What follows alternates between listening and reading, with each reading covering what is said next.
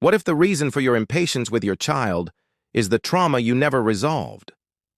Think with me for a moment. Think about that common, almost universal scene.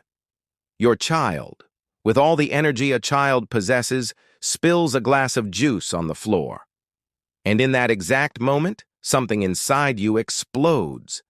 It's not a mild irritation, not a simple, "Oh, what a shame, now we have to clean it up." It's a disproportionate wave of impatience, an anger that rises hotly in your chest, and by the time you realize it, you're already speaking with a harshness that scares even yourself.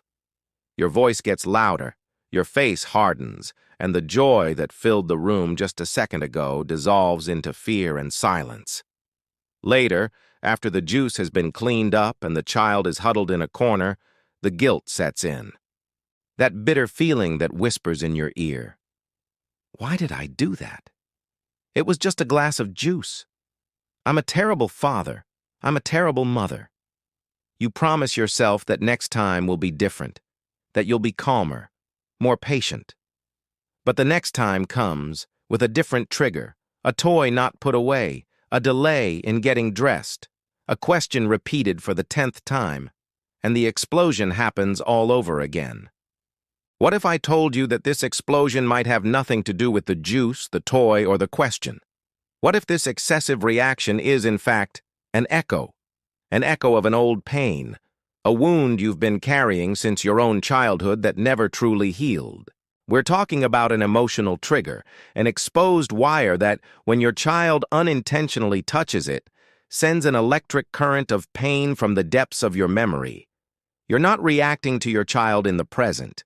You're reacting to a shadow from your past. Imagine that in your childhood, the house where you grew up was a place of extreme order and control, a place where mistakes were not allowed.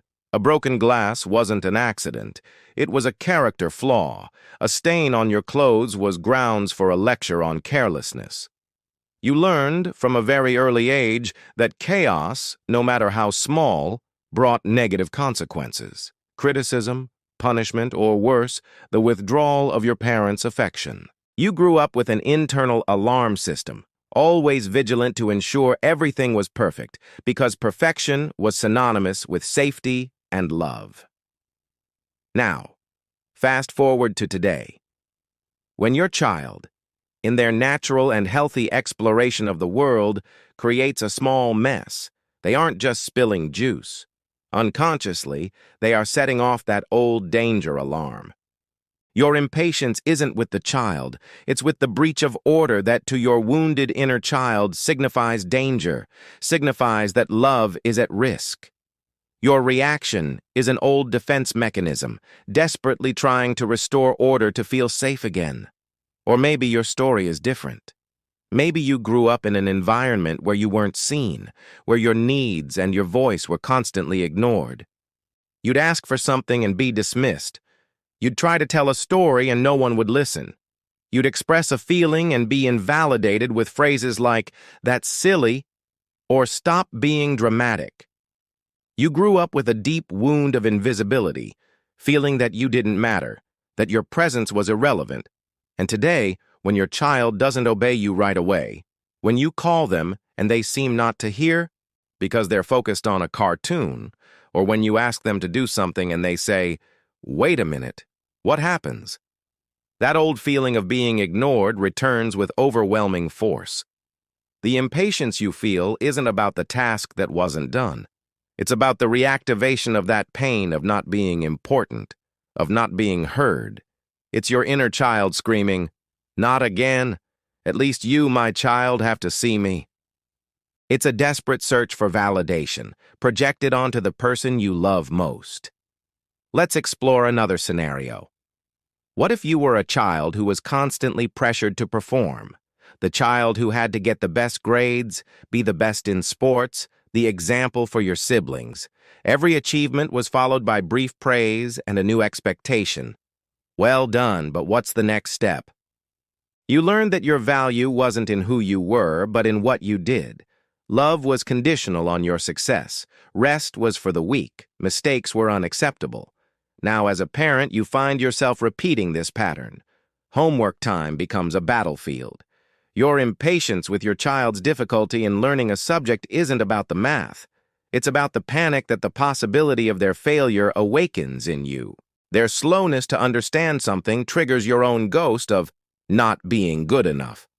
Your irritation is fear in disguise. Fear that they will suffer the same pressure you did. Fear that their failure is somehow a reflection of your own failure as a parent. Recognizing this is painful. It's admitting that our emotional baggage often overflows and spills onto our children. But it is also the most liberating step you can take, because by understanding the origin, you stop fighting against your reaction and start healing your wound.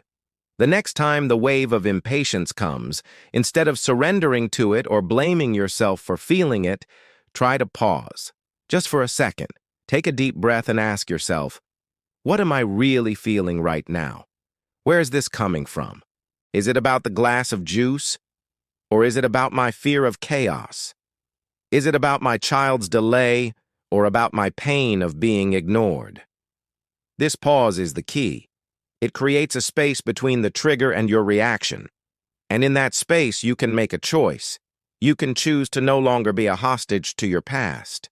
You can look at your child and see them for who they are, a child being a child. And you can look within yourself with compassion, embracing that wounded child who still lives there and who just needs to be heard and cared for by you, the adult you've become. Breaking this cycle isn't about becoming a perfect parent. It's about becoming a more conscious parent. A parent who is willing to heal themselves to free their child from the weight of a pain that doesn't belong to them. And that is the greatest proof of love that exists. If this message made sense and touched your heart, show your support by liking this video and sharing it with someone who also needs to hear this. Let us know in the comments what reflection stayed with you. Let's heal our wounds together to light the way for our children.